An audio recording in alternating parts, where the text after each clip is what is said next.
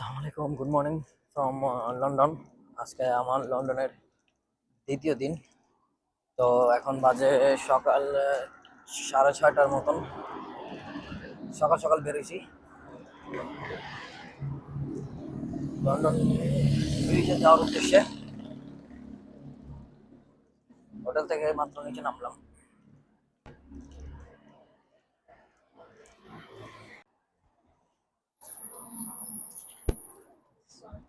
দেখতে পাচ্ছেন লন্ডনের রাস্তাঘাটে প্রচুর ময়লা।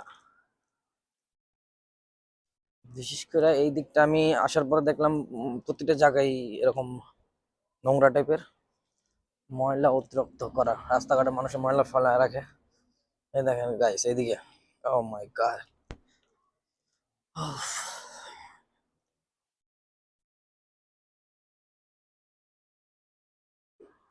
এ হলো লন্ডন শহর। নদীর সাইড দিয়ে হাঁটতেছি লন্ডন ব্রিজের উদ্দেশ্যে। কিন্তু এখানে কয়েকটা জিনিস আমার চোখে পড়ার মতো পড়ছিল। সেটা হলো আয়ারল্যান্ডের অত বিশাল বড় বড় বিল্ডিং গুলা চোখে পড়ার মতো থাকে না বা দেখা যায় না সচরাচর, খুবই কম। আর লন্ডন আসার পরে বহুতল ভবনের দেখা মিলল। দেখেন পিছনের ভিউটা, বড় একটা জাহাজ, খুবই সুন্দর একটা ভিউ। এটা হচ্ছে হেস গ্যালারি।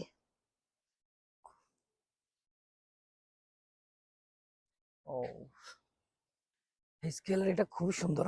পিছনে দেখেন অনেক সুন্দর একটা কি মতো দাঁড়িয়েছে, একটা আর্ট করছে।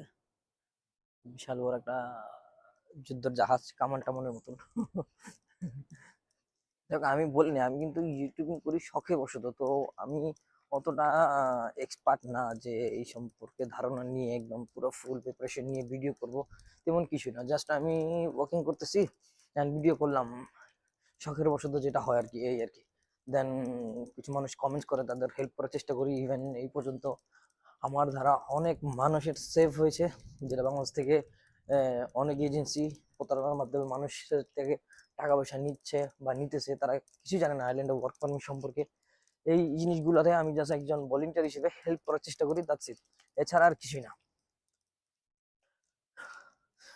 পিছনে একটা জাহাজের মনে হয় তেলবাহী জাহাজের মতন বিশাল বড় একটা জাহাজ, হিউজ, অনেক বড়। এখন সকাল সকাল তো একদম রাস্তাঘাট পুরো ফাঁকা, কোনো মানুষজন নাই। আমি এই জন্য সকালে বের হয়েছি, যে সকালের একটু সানিটা উপভোগ করার জন্য, যেটা আমার কাছে খুবই ভালো লাগে। সচরাচর বৃষ্টি বদল হইলে তো একদম পুরা দিন মাটি হয়ে যায়। কিন্তু আমি আসছি লন্ডনে মাত্র 3 দিনের উদ্দেশ্যে।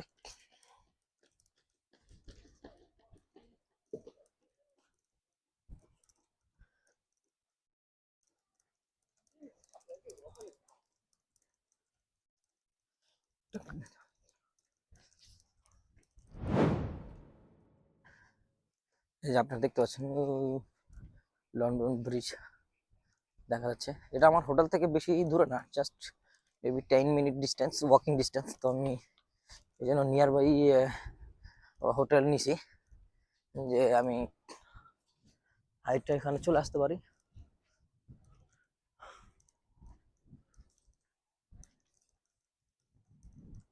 এখানে কিছু ছোট ছোট শপ আছে, স্টল।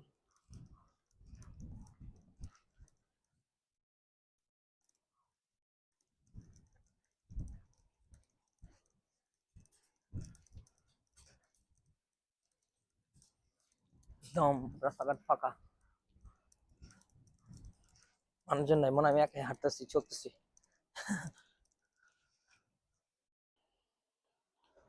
হাঁটতে হাঁটতে চলে আসলাম লন্ডন ব্রিজের বা টাওয়ার ব্রিজ এর উপরে। এটা হচ্ছে ঢোকার গেট প্রথম।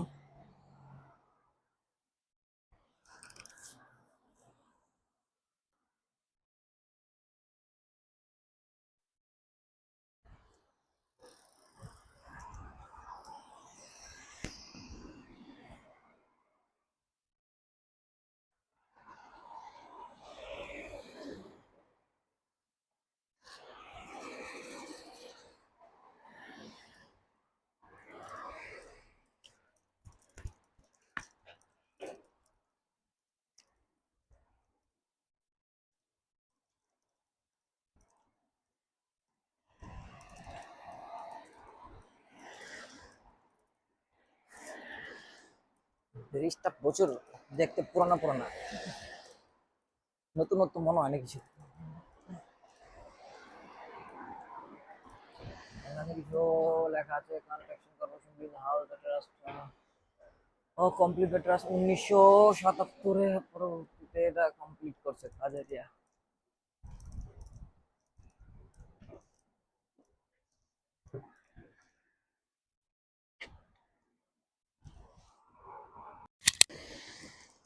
তো এখনো একটু ছবি টবি তুললাম অ্যান্ড আবার শুরু করছি। দেখতে পাচ্ছেন ব্রিজটা মোটামুটি অনেক বড়, এবং উপর দিয়া সম্ভবত যাওয়ার প্লেস আছে সম্ভবত, কিন্তু আমি দেখাতে চাইতেছি আপনাদের। এখন বন্ধ উপরে যাওয়ার গেট বা টিকিট কাউন্টার, যেহেতু early morning already I come outside, so I have to wait until they open. তো সাথেই থাকুন, নতুনত্ব কিছু দেখানো সম্ভব কিনা। এখনো হাঁটতেছি, এখানে এটা একটা ব্রিজের সাথেই লেকের মতো সম্ভবত। এরিয়াটা মোটামুটি অনেক বড়ই। এখন নতুন কিছুর খোঁজে দেখি আর কোথাও যাওয়া যায় এখান থেকে, একা একা কত দূর ঘোরা যায়। লন্ডনের সিটি জীবনে অনেক ঘুরতে হবে।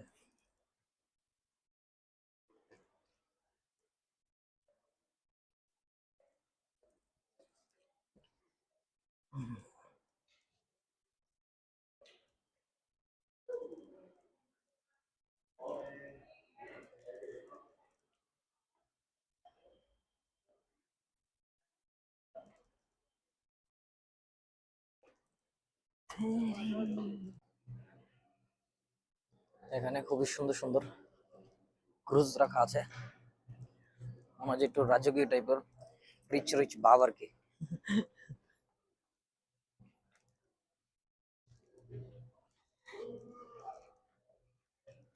রয়্যাল এগুলো ক্রুজ এক একটা প্রচুর এক্সপেন্সিভ। এইগুলোর কি নাই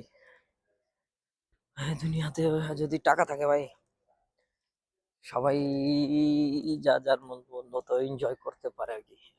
ওখানে একটা দেখাতে যে একদম রাজার রাজকীয় রাজকীয় একটা পরিবেশ।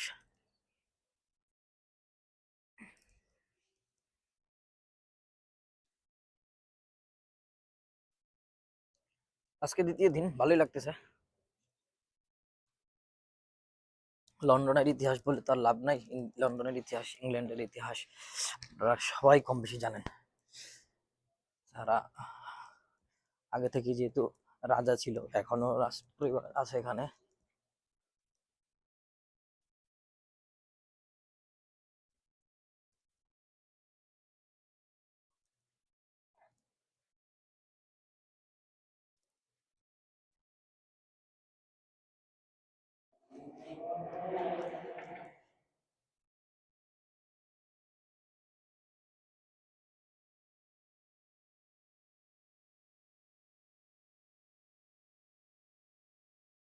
আচ্ছা, এই বোটটা রানী চোর ছিল, দা কুইন বাইশ। আচ্ছা, 22-এর বোট, এই যে রানীর সাথে এই বোটের ছবি আছে।